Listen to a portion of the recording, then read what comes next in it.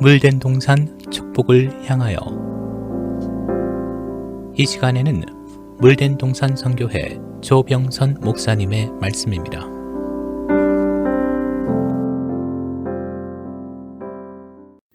매년 이맘때면 두 손과 두 발 다 못 박히신 채 골고다 언덕에서 고통과 고난받고 돌아가신 예수님을 생각하고들 아파합니다. 그런데 우리 하나님의 자녀들은 이사야 선지자가 영광의 주와 고난의 주를 예고하였는데 왜 고난의 주가 성취되었나? 그 6가지 원인을 바로 알아야 합니다. 저는 예수님께서 하늘 영광을 버리시고 이 땅에 오신 것 자체가 보이지 않는 십자가였다고 생각합니다. 시공간의 제한을 받지 않으셨던 전능하고 거룩하신 분이 시공간의 제한을 받으시고 더러운 인간의 의로 타락할 대로 타락된 곳에 오셨으니 얼마나 많은 불편을 느끼셨겠습니까? 제가 성경을 정리하니 고난의 주로 성취된 6가지 원인이 있었습니다. 첫 번째, 보이지 않는 주님의 십자가가 있었다는 사실입니다. 우리는 지금이라도 골고다의 십자가만 바라보지 말고 보이지 않는 십자가도 바라볼 수 있어야 합니다. 보이지 않는 십자가는 마음의 눈을 뜬 자만이 깨달을 수 있다 하십니다. 고난의 주가 실현되기까지 예수님의 구속사역을 방해하기 위한 사단의 전략은 정말 대단하였습니다. 주님은 잉태되실 때부터 태어나실 때까지도 고난이 기간이었습니다. 예수님은 평범한 목수의 아들로 그것도 태어날 곳이 없어 마구간에서 태어나셨습니다. 또한 성령으로 잉태될 때부터 마리아는 사람들에게 돌로 침을 당할까봐 친척 엘리자벳 집에 거하면서 얼마나 가슴을 졸이며 지냈겠습니까? 그리고 그 위에서 태어나자마자 또 헤롯이 2살 이하의 아이를 죽이려 하니 애굽으로 도망하기에 얼마나 두렵고 무서웠겠습니까? 예수님이 이렇게 마리아가 임신하고 태어나자마자 도망자의 신세가 되어 고생하셨으며 이 땅에 오셔서 받으신 수모는 이루 말할 수가 없을 정도로 저는 이런 모든 것이 보이지 않는 십자가였다고 생각합니다. 또한 자라시면서 형제, 친속, 양친조차 주님의 존재를 제대로 믿어주지 않았다는 겁니다. 예수님이 자라나시며 비범한 행동을 보이셨습니다. 공생애를 시작하시자마자 하나님의 말씀을 전파하시고 능력을 베푸셨지요. 이를 두고 바리새인들과 헤롯 당이 죽일 생각을 했고 바알세불에 힘입었다 하니 모두들 미쳤다 수군댔습니다. 그때 예수의 친척들이 소문을 듣고 주님을 미친 자로 대우했고 동생들조차 예수를 믿지 않았습니다. 이렇게 이 세상에 오신 만왕의 왕이신 예수님이 미쳤다는 소리를 들으시고 쫓기는 삶을 살고 가족에게조차 조롱을 받으셨던 것입니다. 마리아는 누구보다도 예수님의 메시아심을 알아야 했습니다. 그러나 시간이 지날수록 예루살렘에 갔다가 잃어버린 예수를 발견하고 마리아는 화가 나 아이야 어찌하여 이렇게 하였느냐 내 아버지와 내가 근심한 너를 찾지 아니하였니? 그때 주님께서 어찌하여 나를 찾으셨나이까? 내가 내 아버지 집에 있어야 될 줄을 알지 못하였나이까? 예수님은 이때 누가 누구의 아들인가를 분명하게 제시하셨습니다. 마리아는 자신을 계집종이라 했던 그날의 고백을 다 잊어버리고 아들 취급을 하는 우를 범했다는 것이지요. 주님의 존재를 알고 있었던 부모에게조차 예수님은 메시아로 인정받지 못했던 것입니다. 그 후에 예수님은 누가 내 모친이며 동생들이냐? 누구든지 하나님의 뜻대로 하는 자가 내 형제요 자매요 모친이라 말씀하셨는데 이 말씀은 우리 인간에게 있어 얼마나 새로운 진리의 말씀인지 모릅니다. 성령의 감동하심을 받아야 주님과 우리의 관계가 어떤 사이인가를 깨닫게 되니 주님을 우리의 구원자로 믿고 우리의 삶을 맡길 수가 있고 인도하심을 의뢰할 수가 있는 것입니다. 자, 2번째, 세례 요한이 시대적 사명에 실패하였다는 사실입니다. 예수님께서 이 땅에 구원해 주러 오실 것을 자그마치 4천여 년 전에 예고하셨습니다. 과연 마지막 선지자 말라기를 통하여 메시아가 오시기 전 세례 요한이 와서 아비의 마음을 자식에게로 자식의 마음을 아비에게로 돌려놓을 것이라 예고하였습니다. 세례 요한의 역할은 하나님께서 알려주시는 그분, 즉 성령에 내려 머무는 분이 바로 하나님의 아들이심을 이스라엘 백성에게 증거할 특별 사명을 맡은 자였습니다. 그런데 어느 날 예수께서 그에게 나오심을 보고 이렇게 증거하였지요. 요한복음 1장, 보라, 세상 죄를 지고 가는 하나님의 어린 양이로다. 나도 그를 알지 못하였으나 나를 보내어 물로 세례를 주라 하신 그이가 나에게 말씀하시되 성령에 내려서 누구 위에든지 머무는 것을 보거든 그가 곧 성령으로 세례를 주는 이인 줄 알라 하셨기에 내가 보고 그가 하나님의 아들이심을 증거하노라. 그러나 성도 여러분, 안타깝게도 그 시대 종교 지도자들은 세례 요한 자체를 인정하려 들지 않았습니다. 세례 요한이 요단강가에서 회개하라 천국이 가까웠다라고 외쳤을 때 이들은 내가 누군데 세례를 주느냐고 세례 요한의 권위마저 인정하지 않았던 것입니다. 세례 요한은 이런 종교 지도자들에게 지치고 예수님에 대해 들려오는 갖가지 소문은 율법에 바로 섰던 요한으로 하여금 예수님에 대한 믿음마저 저버리게 되었습니다.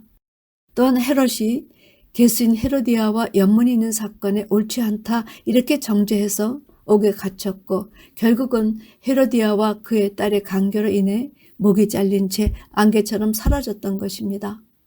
이스라엘 사람들에게 예수님을 소개해야 할 세례 요한이 자기의 사명을 제대로 해내지 못했다는 사실입니다. 세 번째, 유대 종교 지도자들조차 영접지 않았습니다. 세상에서도 무지하면 망한다 하고 지식은 힘이라 하였습니다.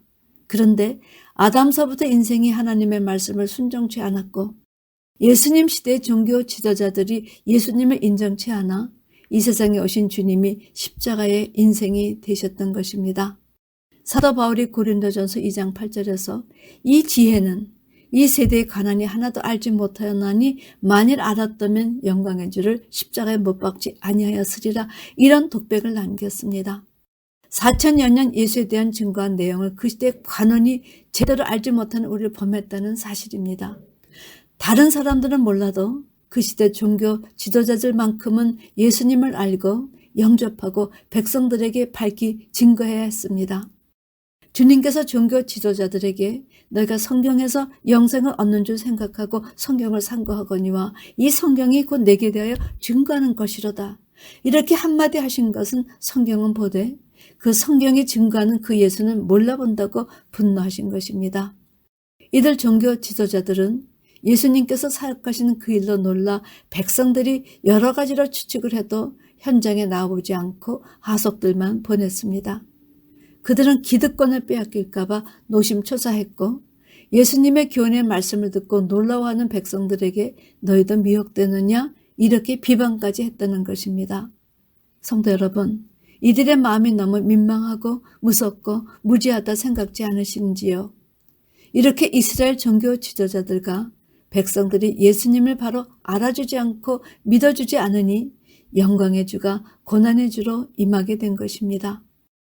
율법대로라면 예수님은 하나님의 아들로 영광의 주로 이 땅에 임하셔야 했습니다.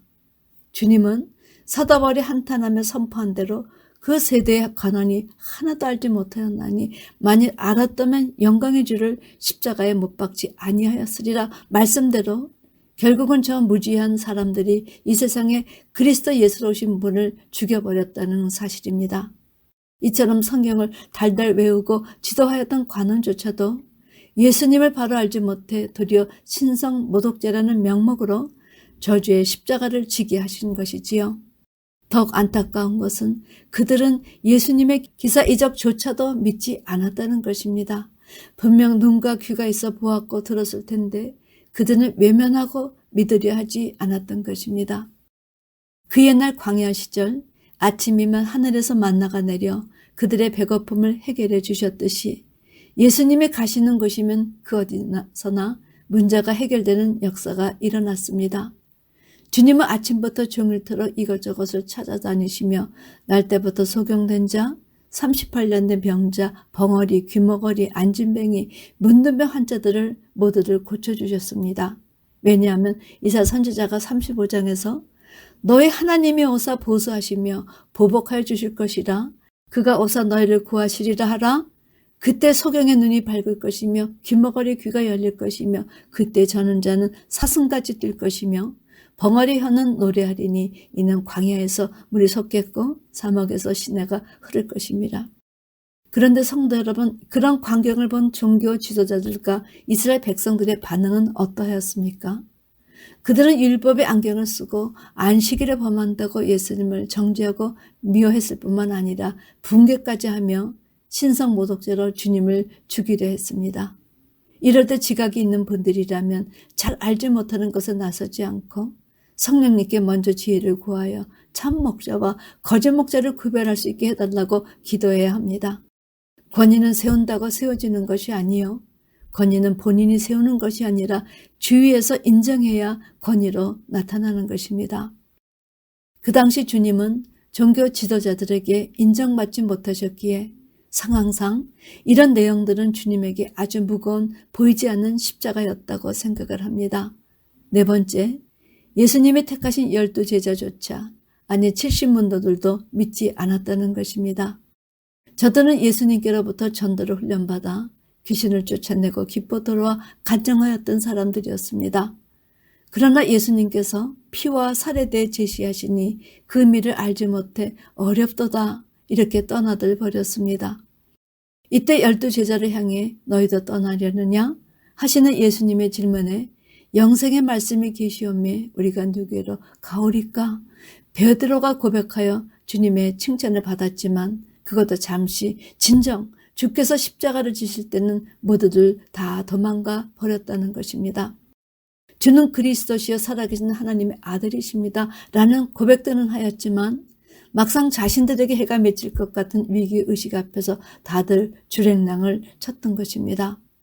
12제자들은 무리를 걸으시는 예수님을 보았고 오병 이어의 기적을 보았습니다. 죽은 나사로를 살리신 그의 권능을 눈으로 목격하였습니다. 또한 주님이 어떻게 변형되어 부활하실 것인가를 가르쳐 주시라고 변화산에 데려가 변형된 그의 모습을 보여주시기도 하셨습니다. 그러나 막상 주께서 십자가 태형을 받으시니 요한만 남고 나머지는 뿔뿔이 도망을 쳤던 것입니다. 자, 다섯째, 주님은 십자가에 대해 모두 4번이나 미리 예고하여 주셨습니다.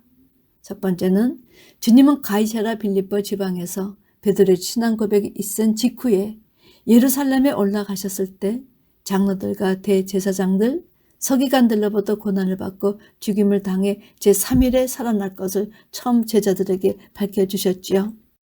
그 다음에 변화산에서 내려와 갈릴리에 모일 때 그리고 예루살렘 성에 입성하시기 위해 가실 때 마지막 성 만찬을 제자들과 하신 후 감람산으로 향하시면서 그날 제자들이 주님을 다 버리고 갈 것을 그리고 그가 살아나서 그들보다 먼저 갈릴리로 가실 것을 예고해 주셨지만 제자들은 이해하지 못했습니다. 6번째입니다. 예수님 스스로 모든 인생들을 위해서 십자가를 지셨다는 사실입니다. 오늘날 많은 사람들이 주님은 마치 죽기 위해 이 세상에 오신 것처럼 생각하지만 성경은 그렇게 증거하지 않습니다.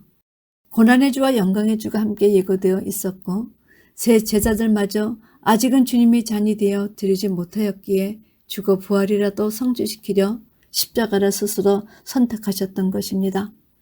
물론 빌라도나 가룟 유다나 이스라엘의 종교 지도자들, 그들과 하나가 된 이스라엘 군중들 모두가 주님을 죽이는데 한몫들 했다는 것입니다. 그런데 빌라도가 주님께 내가 너를 놓을 권세도 있고 십자가에 못 박을 권세도 있다 말했을 때 주님은 분명하게 위에서 주지 않았으면 나를 해야 할 권세가 없다. 내가 스스로 버리노라. 나는 버릴 권세도 있고 다시 얻을 권세도 있으니 이 계명은 내 아버지께서 받았노라 이렇게 말씀하셨습니다. 또한 제자들에게 내가 너에게 이런 말이 영이요 생명이라. 영이고 생명이신 말씀, 즉 생명과이신 주님의 말씀을 받고 회개하면 죄사함 받고 생명을 얻는데 아무도 그 말씀의 진리를 믿지 않았다는 것이지요. 사랑하는 제자들조차 믿지 않았기 때문에 마지막 십자가상에서 한치를 보시려고 그 길을 스스로 택하신 것입니다. 이 씨는 이사야 53장에 예언된 십자가상에서 만날 거룩한 한시였기에 주님은 침묵하시며 십자가 길을 택하셨던 것입니다. 주님은 자신이 장차 당하게 될 엄청난 수치와 고통을 염려하시기보다는 어떤 고난을 받을지라도 곧 이에 오시는 보혜사 성령님이 그들을 돕고 보호하시고 세상의 핍박 속에서도 더욱 온전하게 지키실 것을 약속하심으로 제자들을 위로하셨습니다. 고난의 주를 맞아 우리는 이러한 주님의 간절한 마음과 그분의 인격을 깨닫고 또 감사해야 할 것입니다. 이런 주님을 사랑하는 여러분과 제가 되기를 주님의 이름으로 축원합니다. 아멘.